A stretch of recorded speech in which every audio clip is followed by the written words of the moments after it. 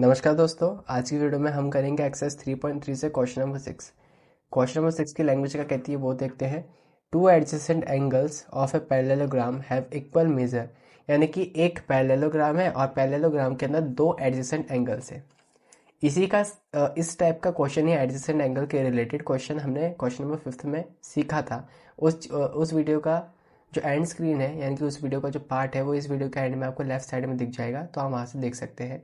ठीक है, तो यहाँ पे क्या है कि एक पैरेललोग्राम है और पैरेललोग्राम के अंदर दो एडजेसेंट एंगल्स है, उनका मेजर जो है वो क्या है, इक्वल है। क्वेश्चन के अंदर वो गिवन है, मैं कुछ भी खुद से नहीं बोल रहा हूँ। ठीक है, यानी कि लेट्स सपोज जैसे मैंने पिछले वीडियो में इसको और इसको एक्स लिया था, मतलब इनके रेशियो को एक्स बना था। यहाँ पे तो रेशियो का है नहीं, तो यहाँ पे मेजर है और मेजर हमको पता है नहीं। ठीक है, तो मैं यहाँ पे एक चीज़ लिख सकता हूँ कि लेट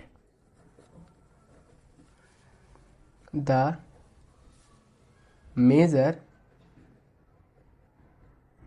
ऑफ, सॉरी मेजर नहीं लिखेंगे, let the adjacent angle b x. इनके एडजेसेंट एंगल हम एक्स ले लेते हैं। ठीक है, एक्स ले लिया हमने। अब अकॉर्डिंग टू क्वेश्चन क्या होगा देखते हैं। According to question, angle x plus में एंगल एक्स कितने के बराबर होगा, 180 डिग्री के बराबर होगा। Angle x plus angle x यहाँ पर हो जाएगा 2x, और 2x है यहाँ पे, 2 एंगल x होगा और यहाँ पे 180 डिग्री तो है ही। एंगल x को यहीं पे रोकूंगा मैं, 180 डिग्री के डिवाइड में आ जाएगा 2। वही सिंपल बेसिक मैथमेटिक्स के रूल। ठीक है, एंगल x की वैल्यू मेरे पास आ जाएगी यहाँ पे 90 डिग्री, तो ये एक एंगल x की वैल्यू है। अब एक एंगल x की वैल्यू है तो हमने यहाँ पे रिलेशन बनाया था, क्या क्वेश्चन में भी गिवन था कि जो एडजेसेंट एंगल्स है पैरेललोग्राम के अंदर, दो कोई से भी दो एडजेसेंट एंगल वो इक्वल है, और मैंने यहाँ पे दो एडजेसेंट एंगल डी और सी को माना था। अगर मेरे पास यहाँ पे एक्स की वैल्यू किसी की भी 90 आई है, तो इसका मतलब इस वाले की भी 90 आएगी, क्योंकि दोनों सेम ही तो है। ठीक है, समझ पा रहे हैं ना आप बात। अब इसी तरीके से हम क्या कर सकते हैं, देखें, ये एक पैरेललोग्राम है। पैरेललोग्राम की प्रॉपर्टी क्या है कि अपोजिट एंगल्स भी इक्वल होता है, तो यहीं से मेरे को दिख रहा है कि एंगल बी भी 90 डिग्री होगा और एंगल ए भी 90 डिग्री होगा। तो इसी को लैंग्वेज के अंदर हमको लिखना है और बताना है। तो हम यहाँ पे करते हैं, देखिए, देन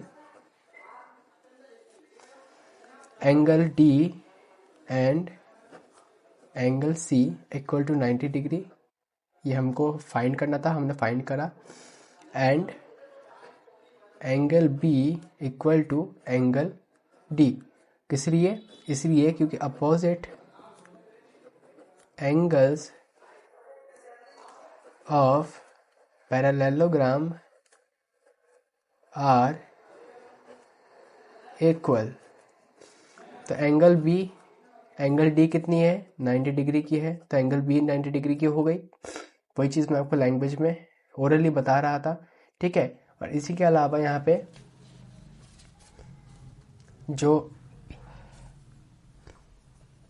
एंगल ए होगा वो भी इक्वल होगा एंगल सी के, वही सेम रीज़न होगा यहाँ का, opposite angles of parallelogram are equal.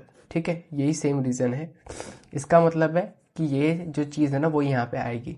तो एंगल ए की वैल्यू नहीं पता, एंगल सी की वैल्यू 90 डिग्री है, तो आ गई। अब देखिए, मैं यहाँ पे देख पा रहा हूँ कि यहाँ पे जितने भी एंगल्स है ना, उनका जो मेज़र है वो 90 डिग्री निकल के आ रहा है मेरे पास। ठीक है, ये आप भी देख पा रहे हैं और हमने आपको निकाल के भी दिखाया ये चीज़। अब इससे एक बात समझ में आ रही है कि एक स्पेशल टाइप का पैरेललोग्राम है, और साथ ही में दो ऐसे पैरेललोग्राम है स्पेशल जिनके एंगल्स का ना मेजर 90 डिग्री आता है। एक तो होता है वो रेक्टेंगल, एक होता है वो स्क्वायर। तो यहाँ पे हमको लैंग्वेज में एक बार ये चीज़ लिखनी पड़ेगी कि so this special parallelogram can be a square and a rectangle with